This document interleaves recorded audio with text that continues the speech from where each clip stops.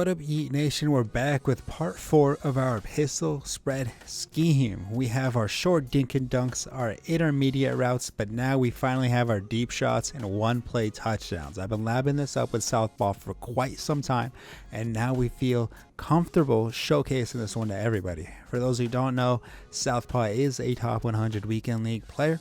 This is going to be a phenomenal addition to pistol spread, and we're going to be creating another mini scheme out of this formation and concept, so make sure to stick around for parts 5 and more. Of course, the play is going to be PA deep in right here that I'm currently looking at, and this is also our 4th play in our audible, so of course we don't have to make any audible adjustments that need to be made. It is right there for us. Of course, we're going to call PA deep in. I'm going to go into nickel normal cover 3. I put safeties in the linebacker position to duplicate something you would see in an online head-to-head game. As you guys can see on defense, I'm currently in a cover 3 sky. Typical look, a very popular defense that we see people run. And our adjustments on offense is going to be very simple. We're going to put Davis, the B receiver, on a comeback, and then we're going to reblock our running back to make sure we cancel that play action. And you guys could see right now, Diggs, he has a very weird streak where it just kind of cuts inward in an awkward fashion. We want to use that to isolate him from the rest of the safeties, and we're going to motion him to the other side of the field. So now we got a trips in pistol spread, and the comeback is going to keep his safety distracted, and then because of the weird angle of the streak, it'll keep the middle safety from making a play. So you guys could see right here, he makes an angle, he makes his cut, and that safety is distracted just enough by that comeback for us to absolutely bomb it over the top for an easy one play touchdown. We'll showcase it one more time, and then I'll show you guys how to motion snap it to make it a little bit more fluid and easy. Just one more time here. We'll have him go to the opposite side, and then boom, just call hike.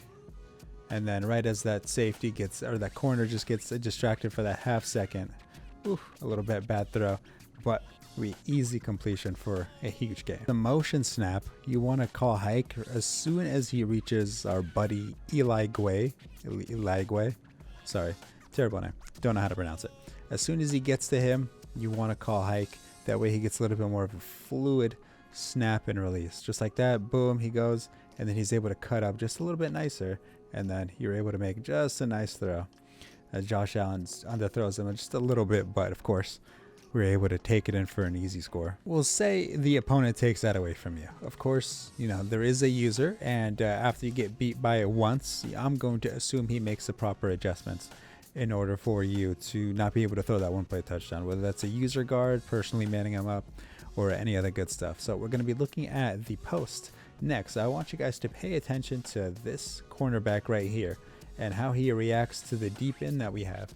This isn't a normal in, it's a little bit deeper than that. If I was the smart route, John Brown, the X receivers route, you guys would see it gets a little shorter. Just a tad bit before it originally was. Sorry, I reset the play in order to showcase it. As you guys could see, if I smart route it, it gets just a little bit shorter, and then I reset it right there. Just so you guys could see that it is a little bit of a different in route. And because of that, it's going to keep that cornerback playing the deep blue in just for some reason dragged in a little bit longer. Just so you guys could see he plays it a little bit better. And now that post route all of a sudden goes over the top with nobody in front.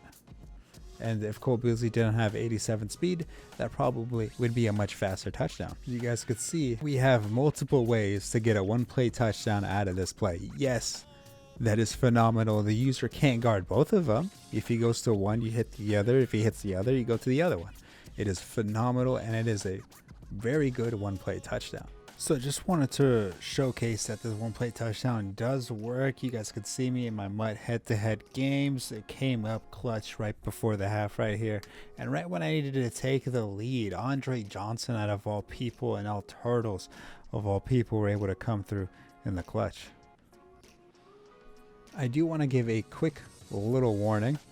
You guys could see the 3 deep blues and how they're equally of the same size, but if I was to switch the X cornerbacks to an outside quarter, you guys could do that by flicking the right stick towards the left. So you guys could see now his deep blue is a little bit smaller than the other two, and that will cause him to play the deep out a little bit better, or the deep post a little bit better, and making it so you have to hit your check down or John Brown the X receivers deep in. Let me showcase that real quick. So right now we have that corner on a quarters, so we motion snap it. As you guys can see, he plays that, so we're gonna go on the deep end and hit him for, well, a pretty decent 10-yard gain as he dances around the field. One more time just to showcase it. You guys could see the 3 deep blues of equal size, and now I switch it to an outside quarter, so now it is smaller than the other two. And now let's set up the play. Boom, boom, boom. RB blocking. Let's motion him over, do a little motion snap right as he crosses that D end. And then you can see he backpedals a little bit more, making it so you play the post, and then you throw a nice little bullet pass to John Brown and pick up 10 yards. You know, an unfortunate 10-yard. I do want to add, you want to be running dig streak route to the wide side of the field. That way you get yourself the most room to make the play possible. Of course, digs is your #1 read. When you call this play, your primary target is to get the 1-play touchdown. But before we hit them with the deep shots, we got to establish this mini scheme with some dink and dunks and intermediate gains. We're going to be using Diggs' motion to camouflage and confuse the opponent. So not only will he have the auto motion from the running backs in Z under and Y corner, but now we have the slot receiver motions for the opponent to worry about. So what we're going to be doing for this is actually putting Singletary on a wheel route. So you guys might know this concept from strong close or any type of compressed set, because this type of little scheme and system is very popular in those sets. But we're also going to be putting Diggs on a flat route. And of course, we're going to be motioning him over and giving him that little speed boost when he does motion. And when he does that, that flat route will go to the right side of the field. So just for you guys could see, we give it to him, motion him out, and then we'll give it to him. Oh, as it gets batted down, but we're going to be giving it to him with a little speed boost, just like we do in Z under and Y corner. So we're basically replicating the little quick pass to the running back. It's just going to go to the slot receiver, which in this case is Diggs. So we'll give him his little burst, throw it, and then we're able to turn it upfield and make a play.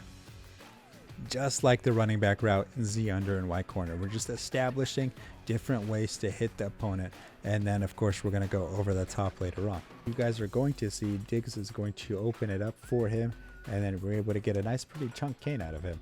Singletary, see that he turns upfield, we're able to rack catch that, or possession catch that is typically what I'll always recommend doing, and then you can make a play if you have it, especially if you have abilities on your running backs. You can definitely get sticky and wiggly all across the field.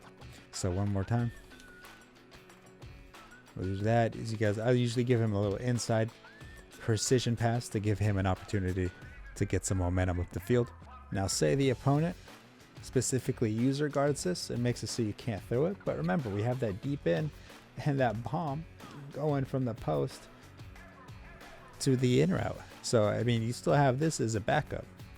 You still have the opportunity to bomb the opponent now. As you guys can see, boom, boom, boom, hit him with it. Get a nice little touch pass. Nice job, Josh. And then you're able to turn that up field for a touchdown. Of course, I'm just trying to save some time. Of course, if you don't feel comfortable, you can change his deep in to a regular 5-yard in. That way you give yourself a pretty decent check down.